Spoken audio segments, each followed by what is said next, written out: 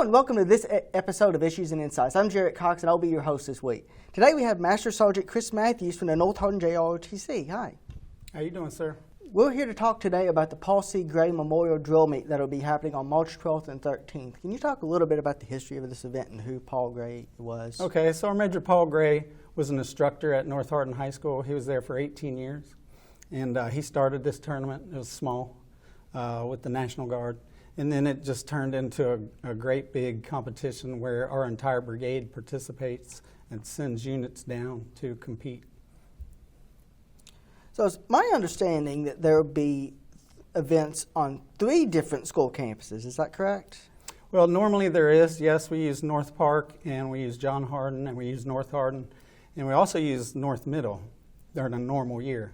But because of the current situation with the pandemic, we've had less schools participate this year.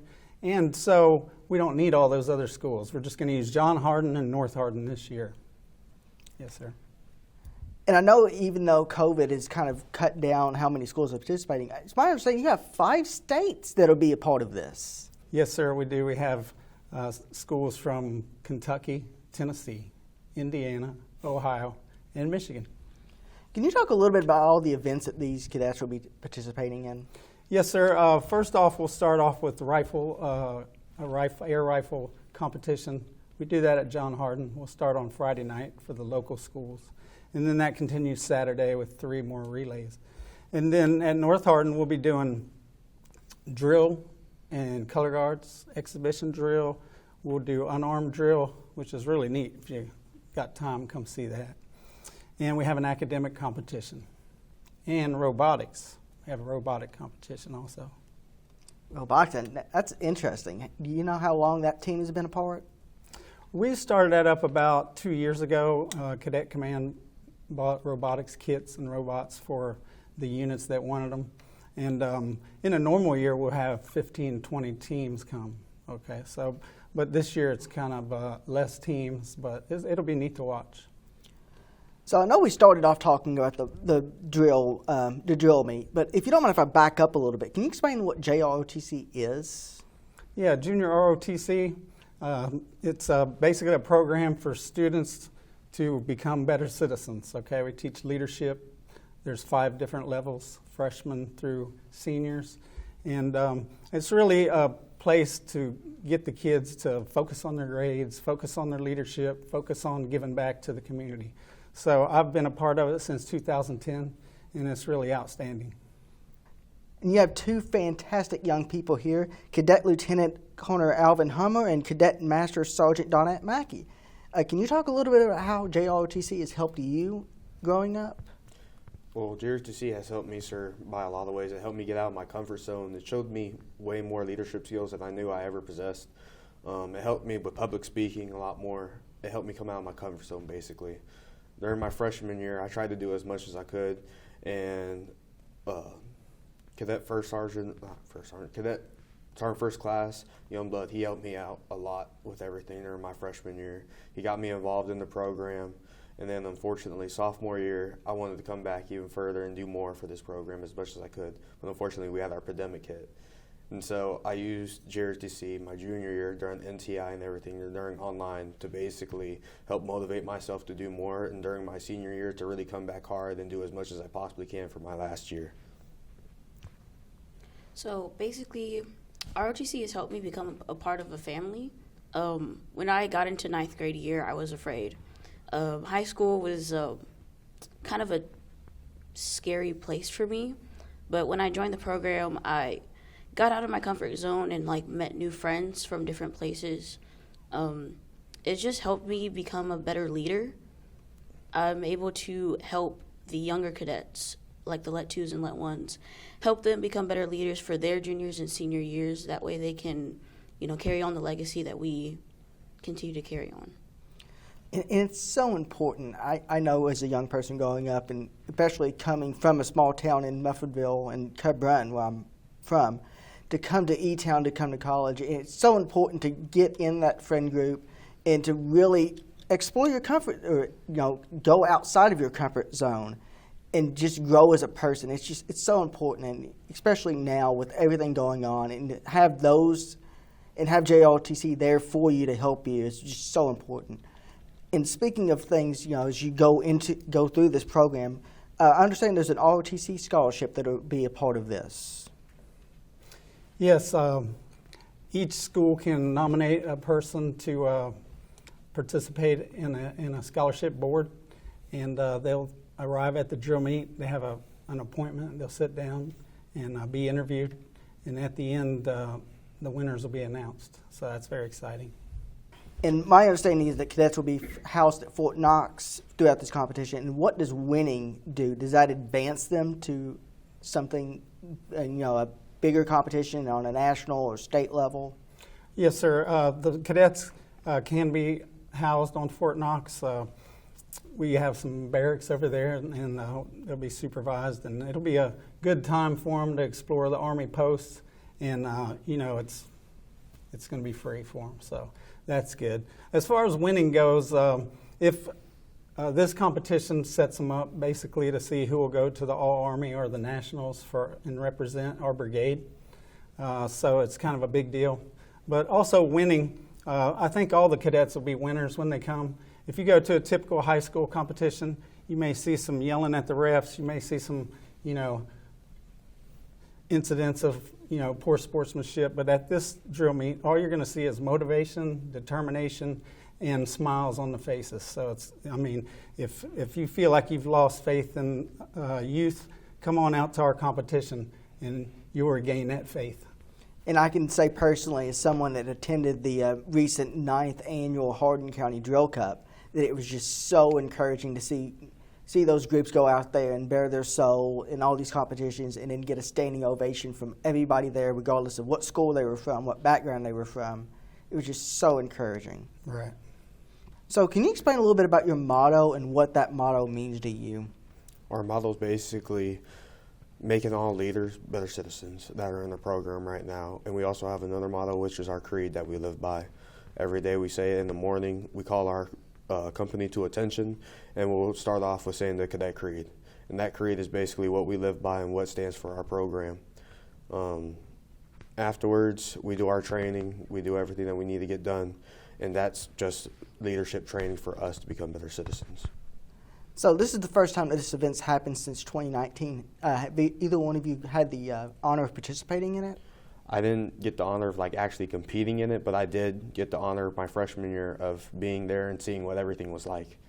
It was really a good opportunity for me to see everything, all the drill sergeant, all the cadets coming out, all the teams, and it was really outstanding overall to think that our school, just Kentucky, hosts this big drill meet for us. It was just a really outstanding competition.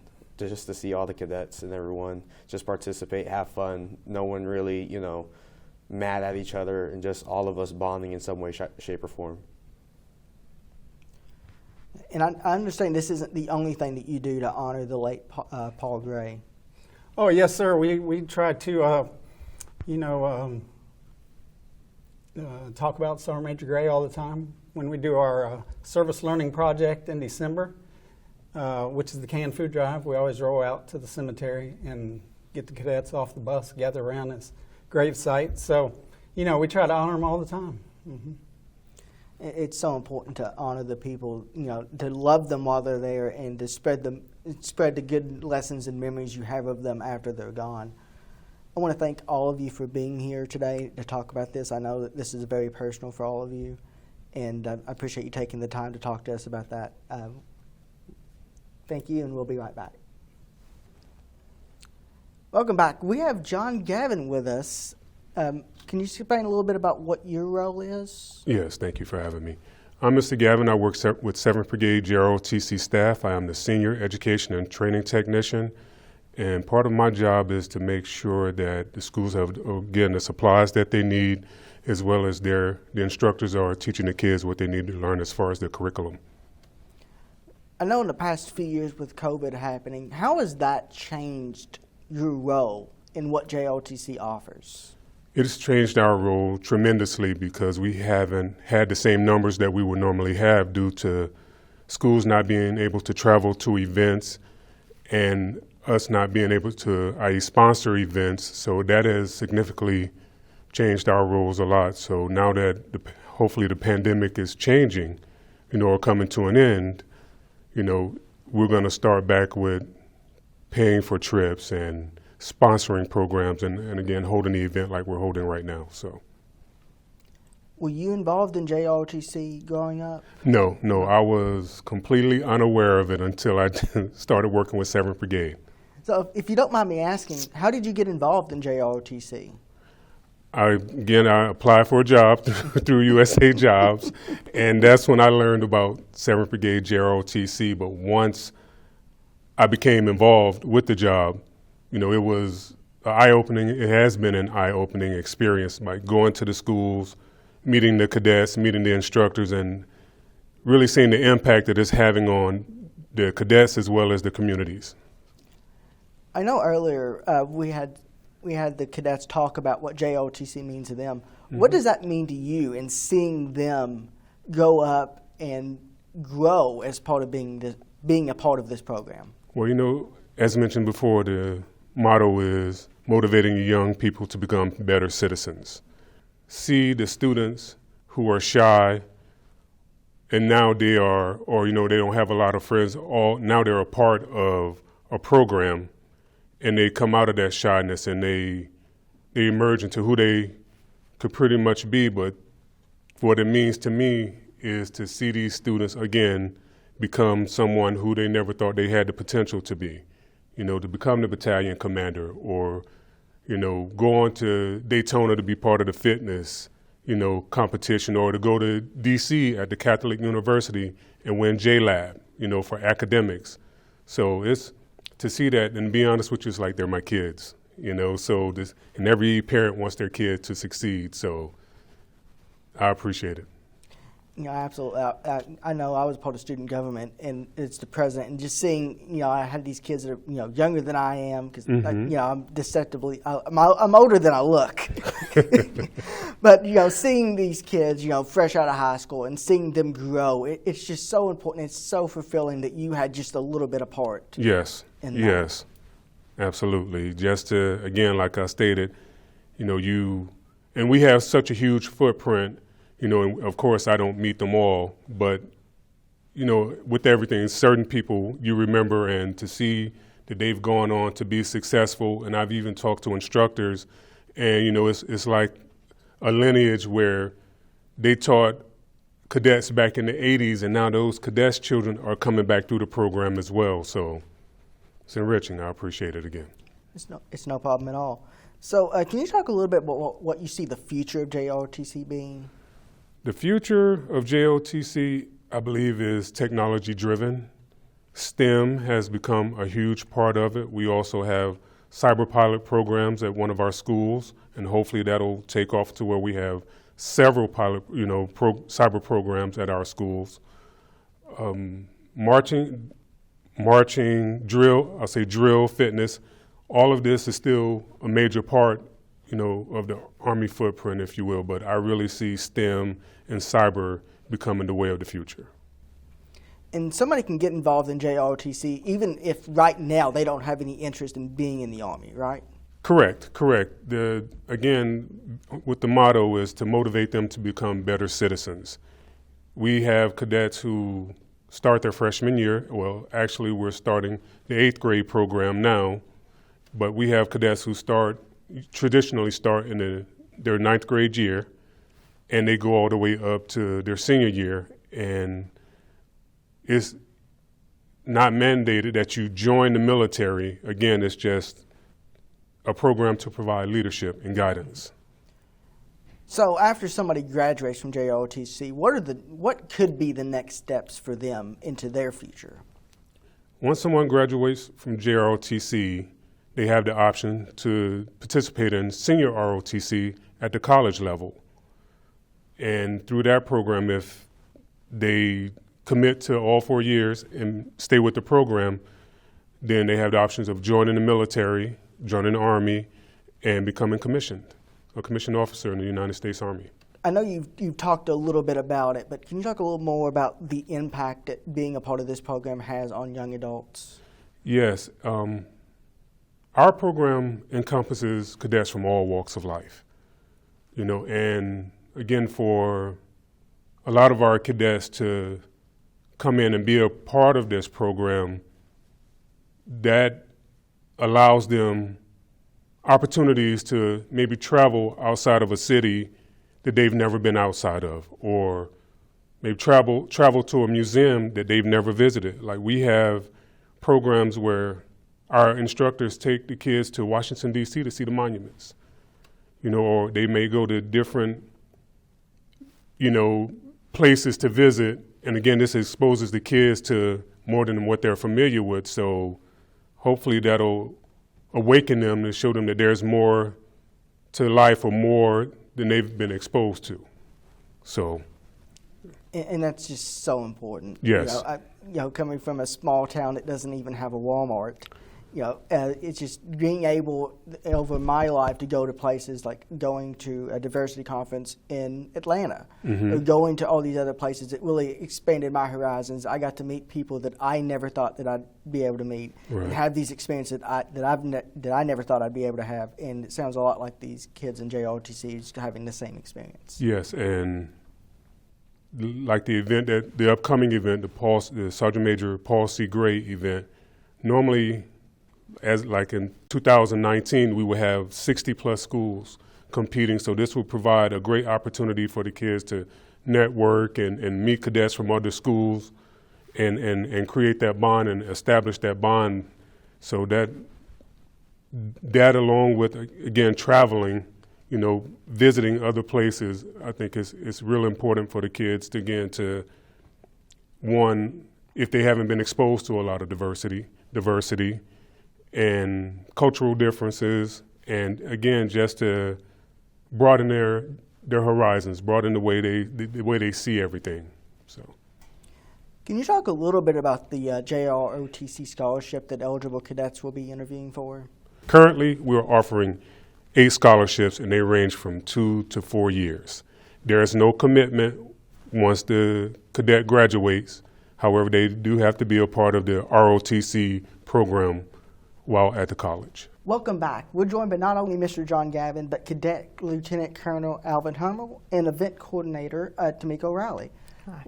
One of the things that just fascinates me about these kind of events, because one of the things that I did before this was to help plan student events at HCEC, is just all the logistics and plannings that people don't realize that goes into making an event like this go off. Can you talk a little bit about that for this Paul C. Gray Memorial? So as we've talked earlier, it is an awesome experience, because as we're bringing this together, we'll have 21 drill sergeant judges for this event. And so they're coming from Fort Benning, Georgia. We have some coming from Illinois, just to help grade, judge, and steer this into the awesome event that it is. And then you also have like the old guard that's coming from Washington, D.C. to perform. So you have those. So that makes up about 30 people that are just coming in for this aspect of it, not to include our instructors that are help facilitating the movement of this wonderful piece. And so on a normal year, it's easy to have over 2,500 cadets just here for this. And so though our numbers this year are not as large, it's just as impactful, you know, just the logistics of finances, hotels, air transportation, you know, and just the uncertainties of Murphy's Law, you know. So sometimes it's like, oh my God, you know, but what makes it wonderful is when you have cadets that are willing to step in and help facilitate the movement of these pieces before it even happens. Master Sergeant Mathews in the North Hardin High School, who are just absolutely wonderful with putting everything together on paper and making sure everybody's in the right place at the right time. It's not an individual function, it's a team effort. And without everybody working together, without the support of not only the cadets, North Hardin, but our chain of command, 7th Brigade, it just wouldn't be something we could do at all. And so we're very grateful for that. Can you talk a little bit about the events we'll be seeing at the Paul C. Gray Memorial? So this year, the events that we'll have the color guard, we'll have the armed and unarmed drill expedition inspections, we'll have marksmanship, as well as robotics and the academics. Also this year, we're going to introduce a drone competition. Now, this is not going to be as full blown as next year, so we want everyone to come next year ready to fly their drones and everything like that. But yeah, so we're really excited about just adding the drones into this, and then on next year we'll be doing an archery expedition as well. So. And I heard you mention that there was going to be an IDR knockout. Can you explain a little bit what that is for people who may not know? Yeah, so at the end of the competition, all the grading is being done. All the cadets come out to the floor, onto the floor, and we have an armed IDR knockout and we have an unarmed IDR knockout. That basically saying all the cadets come out to the floor.